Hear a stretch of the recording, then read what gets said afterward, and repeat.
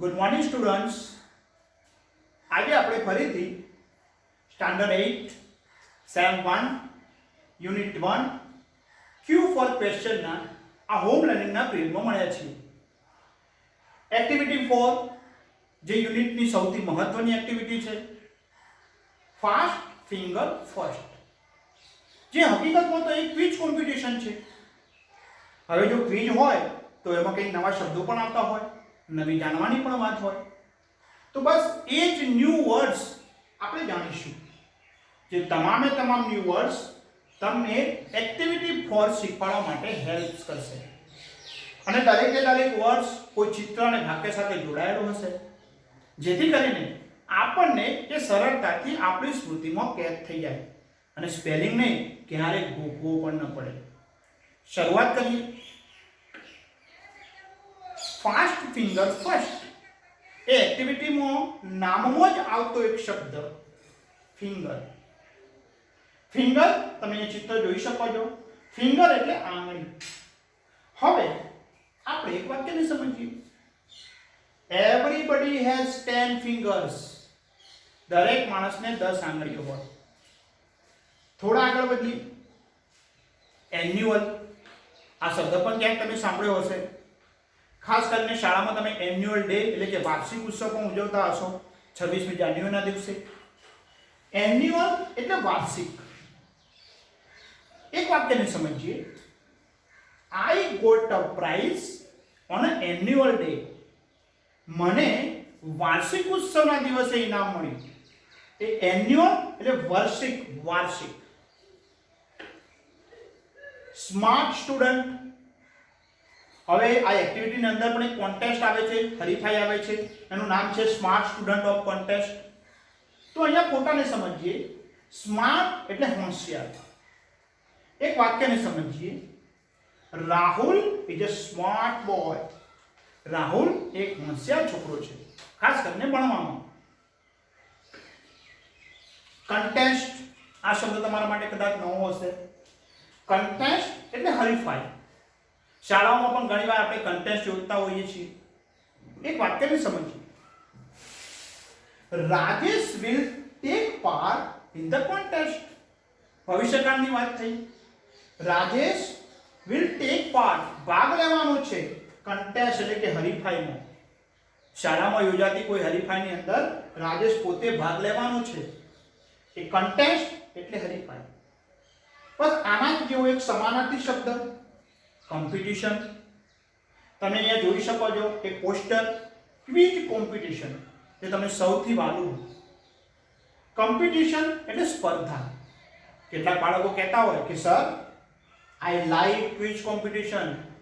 મને તો ક્વિઝની પ્રશ્નોત્તરીની સ્પર્ધા ખૂબ જ ગમે. સ્કોર, ચિત્રને જુઓ. ખાસ કરીને જે બાળકો ક્રિકેટ રમતા હશે, ક્રિકેટ જોતા હશે, ક્રિકેટના શોખીન હશે, એ બાળકો માટે આ શબ્દ નવો નહીં હોય. સ્કોર એટલે કંઈક અંક પ્રાપ્ત કરવા. ક્રિકેટની અંદર પણ સ્કોર કરવાનો હોય. હવે એક વાક્યને આપણે સમજીએ.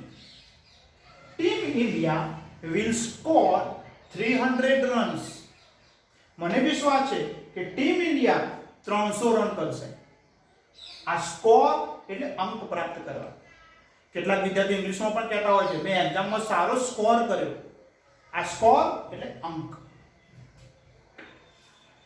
એક્સપર્ટ, આ શબ્દ પણ ક્યાંક તમે રોજની આજુબાજુની ભાષામાં સાંભળ્યો હશે કે ભાઈ આ વ્યક્તિ તો એક્સપર્ટ છે. એક્સપર્ટ એટલે કોઈ વિષયના નિષ્ણાત હોવું. દાખલા તરીકે અહીંયા એક વાક્ય છે, વાક્યને સમજીએ તો એક્સપર્ટ શબ્દ આપણને કોખ્યા વગર આવી જાય. Mister Sharma is a computer expert. Mister Sharma તેઓ કોમ્પ્યુટરના નિષ્ણાત વ્યક્તિ છે અને કોમ્પ્યુટરનું સર્વત્ર જ્ઞાન છે. નેક્સ્ટ જોઈએ. કન્ટેસ્ટ ઉપરથી જ એક શબ્દ છે. જેમ ડ્રાઈવ ઉપરથી ડ્રાઈવર, ટીચ ઉપરથી ટીચર, એમ કન્ટેસ્ટ ઉપરથી કન્ટેસ્ટન્ટ્સ. કેટલાક પ્રિફિક્સ લગાવીએ ત્યારે કેટલાક નવો શબ્દો બને. કન્ટેસ્ટન્ટ એટલે સ્પર્ધકો. તમે અહીંયા ક્વિઝની અંદર 3 સ્પર્ધકો જોઈ શકો છો. બહુવચન છે, કન્ટેસ્ટન્ટ્સ એટલે સ્પર્ધકો. જેમ કે તમારા એક્ટિવિટી 4 માં આવતું જે એક વાક્ય છે, there are 9 contestants in the contest. સ્પર્ધાની અંદર 9 સ્પર્ધકો છે. આ તમે ભણશો પણ ખરા. Next, eagerly. હવે તમે આવી બધી ઇમેજોથી પરિચિત હશો જે સ્માર્ટફોન વાપરતા હશે. આ ચિત્ર કંઈક ભાવ દર્શાવી રહ્યું છે. eagerly એટલે આતુરતાથી કોઈ વ્યક્તિની રાહ જોવી, આતુરતાથી તમારા પપ્પા કંઈ લાવવાના હોય એની રાહ જોવી. તો આતુરતા એટલે ઇંગ્લિશમાં આને આપણે કહીએ eagerly. એક વાક્યને સમજીએ. Everybody is eagerly awaiting for a new year's. દરેકે દરેક વ્યક્તિ આતુરતાથી નવા વર્ષની રાહ જોઈ રહ્યો છે. તમે પણ ન્યૂ યર્સની રાહ જોતા હશો. પાર્ટિસિપન્ટ્સ, કન્ટેસ્ટન્ટ એનો સમાનાર્થી શબ્દ. ટુ ટેક પાર્ટ એક ક્રિયાપદ તમે જાણતા હશો. ટુ ટેક પાર્ટ એટલે ભાગ લેવો. આ પાર્ટ ઉપરથી જ એક શબ્દ છે પાર્ટિસિપન્ટ્સ.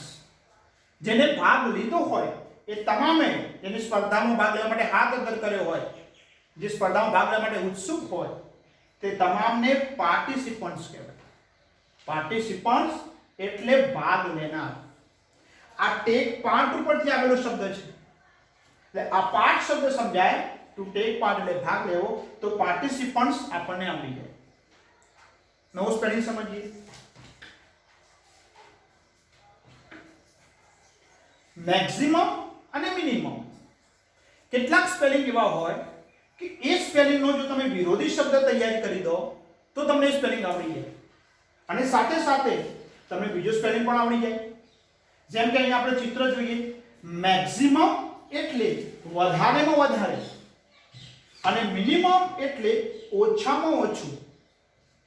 તો બસ આ જ રીતે આપણને મેક્સિમમ અને મિનિમમ આ બંને એકબીજાના ઓપોઝિટ વિરોધી શબ્દો છે, તો એ પણ આપણને આવડી જાય. એક ઉદાહરણ સમજીએ. કોઈ વિદ્યાર્થી એમ કહી શકે કે sir, I will get maximum marks in the exam. હું પરીક્ષામાં વધુમાં વધુ માર્ક્સ મેળવીશ, મહેનત કરીશ. તો બસ એ મેક્સિમમ એટલે વધારેમાં વધારે, અને મિનિમમ એટલે ઓછામાં ઓછું. આ બંને એકબીજાના વિરોધી શબ્દો છે. બીજો એક વિરોધી શબ્દ જોઈએ, જેમ કે કરેક્ટ તો ઇનકરેક્ટ. કરેક્ટ એટલે સાચું. તમે આ ચિત્રમાં પણ જોઈ શકો છો, કરેક્ટ એન્ડ ઇનકરેક્ટ. આ બંને ઓપોઝિટ વર્ડ્સ છે. ત્રીજો સ્પેલિંગ જોઈએ. ક્યુ ફોર ક્વેશ્ચન આપણે ભણતા હતા. ક્વેશ્ચન એટલે પ્રશ્ન, તો એનો વિરોધી શબ્દ થાય આન્સર. આ બંનેને સાથે યાદ રાખવાના છે. આન્સર એટલે જવાબ. એના લગતું એક વાક્ય જોઈએ. Your answer is absolutely right. તમારો જવાબ તદ્દન સાચો છે. તો અહીંયા આન્સર શબ્દને આપણે વાક્ય અને ચિત્ર સાથે જોડતા શીખ્યા. નવો સ્પેલિંગ લઈએ. સ્કોલરશિપ. આ ચિત્ર જોતા તમને આ શબ્દ પણ આવડી જાય. સ્કોલરશિપ એટલે વિદ્યાર્થીઓને મળતી શિષ્યવૃત્તિ. દાખલા તરીકે આ વાક્ય પણ આપણા પાઠ સાથે જોડાયેલું છે. A smart student will get a scholarship. જે હોશિયાર વિદ્યાર્થી હશે, જે ક્વિઝમાં જીતવાનો છે, વિલ ગેટ અ સ્કોલરશિપ. એને સ્કોલરશિપ એટલે કે શિષ્યવૃત્તિ મળશે. આ સ્કોલરશિપ તમારા વિદ્યાર્થી જીવન સાથે જોડાયેલો શબ્દ છે.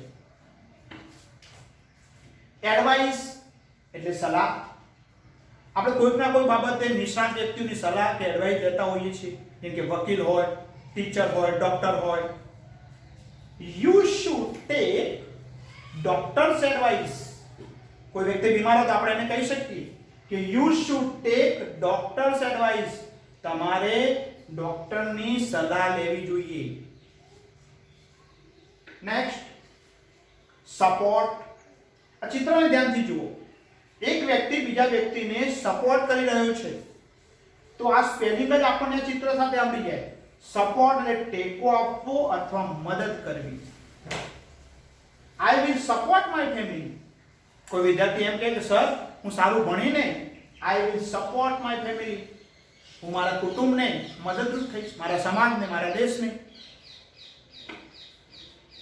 ટુ ટચ, અહીંયા આપણે ઇમેજને ફરીથી જોઈએ. ટુ ટચ એટલે સ્પર્શ કરવો.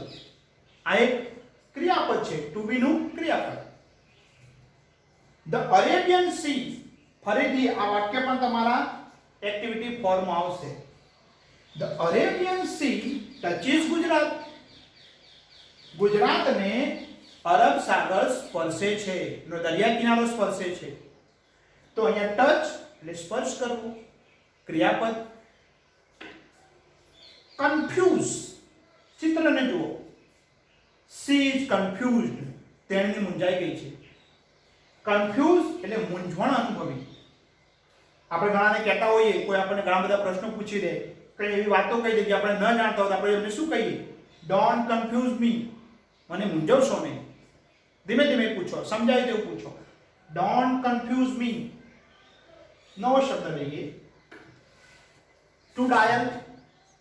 હવે તમે બધા સ્માર્ટફોનમાંથી નંબર પણ ડાયલ કરતા થઈ ગયા હશો. તમારા જીવન સાથે જોડાયેલો શબ્દ છે. ટુ ડાયલ એ ક્રિયાપદ. ડાયલ એટલે નંબર લગાડવો. તમે જેને ગુજરાતીમાં કહો છો ફોન કરવો. એમાઉન્ટ અને નંબર, આ ચિત્રને આપણે જોઈએ. જ્યારે કોઈ સંખ્યા દર્શાવવાની હોય ત્યારે નંબરનો ઉપયોગ થાય. 1 2 3 4 5. there are 25 student in the class. પણ જ્યારે કોઈ પ્રવાહીની વાત હોય, ત્યારે જથ્થાની વાત આવે, ત્યારે આપણે એમાઉન્ટ શબ્દ વાપરીએ ઇંગ્લિશમાં. જેમ કે શબ્દને આપણે સમજીએ. એમાઉન્ટ એટલે જથ્થો. જ્યારે પ્રવાહીની વાત કરવાની હોય ત્યારે એમાઉન્ટ, જ્યારે સંખ્યાની વાત કરવાની હોય, ગણતરીની વાત હોય ત્યારે નંબર્સ. આ બંને પણ ઓપોઝિટ વર્ડ્સ છે. નેક્સ્ટ જોઈએ, વોટર ટેન્ક, પાણીની ટાંકી. તમે આ ચિત્ર જોઈ શકો છો. એક્ટિવિટીમાં કોયડો પણ આવશે ત્યારે આ સ્પેલિંગ આપણને જરૂર પડશે. વોટર ટેન્ક એટલે પાણીની ટાંકી. અવર એટલે કલાક. તમે જોઈ શકો છો 1 અવર એટલે 1 કલાક. લખાય HOUR પણ બોલાય અવર, નોટ હવર. અવર એટલે કલાક. જેમ કે વાક્ય સમજીને લખતું, there are 60 minutes in an hour. કલાકમાં 60 મિનિટ હોય. સનાતન સત્ય છે. હોકી ટુર્નામેન્ટ, આ પણ તમારી એક્ટિવિટીમાં આવશે. ટુર્નામેન્ટ એટલે ખેલકૂદની કોઈ સ્પર્ધા. એ ક્રિકેટની ટુર્નામેન્ટ પણ હોય, એ હોકીની ટુર્નામેન્ટ પણ હોય, અને કબડ્ડીની ટુર્નામેન્ટ પણ હોય. ખાસ કરીને છોકરાઓ આ ટુર્નામેન્ટ શબ્દ સાથે પરિચિત હશે. ટુ બ્રીથ, બ્રીથ એટલે શ્વસન કરવું, શ્વાસ લેવો. આ પણ એક ક્રિયાપદ છે. ટુ બ્રીથ એટલે શ્વાસ લેવો. તમે આ ચિત્રની અંદર જોઈ શકો છો કે એક વિદ્યાર્થીની યોગા કરી રહી છે અને ટુ બ્રીથ શ્વાસ લઈ રહી છે. Breathe in, breathe out. ચલો સ્પેલિંગ જોઈએ. રોંગ અને રાઈટ, ફરીથી ઓપોઝિટ વર્ડ્સ. રોંગ અહીંયા તમે ચોકડીમાં લઈને જોઈ શકો છો. રોંગ એટલે ખોટું અને રાઈટ એટલે સાચું. આ બંને પણ ઓપોઝિટ વર્ડ છે અને આ બંનેને જો સાથે યાદ રાખીશું તો બે સ્પેલિંગ આપણી જાય. તો આમ ફરીથી યાદ કરીએ, દરેક સ્પેલિંગને શીખવા માટેની એક પદ્ધતિ, એક રીત છે. એની સાથે જોડાયેલી પિક્ચર છે. દાખલા તરીકે તમે ક્યારે પણ PEN પેન શબ્દ ભૂલતા નથી. કેમ? તમારી મનની અંદર એ સ્ટોર થયેલો છે. સ્કૂલ શબ્દ તમારી મનની અંદર સ્ટોર થયેલો છે. તમારું નામ પણ તમે જાતે લખી શકો છો. બસ આ જ રીતે દરેકે દરેક સ્પેલિંગને આપણે ગોખ્યા વગર શીખવાનો પ્રયત્ન કરીશું. અહીંયા આપણા તમામ એક્ટિવિટી 4 ના ન્યૂ વર્ડ્સ પૂરા થાય છે. વધુ આપણે એક્ટિવિટી 4 આગળ ભણીશું. અસ્તુ, જય હિન્દ.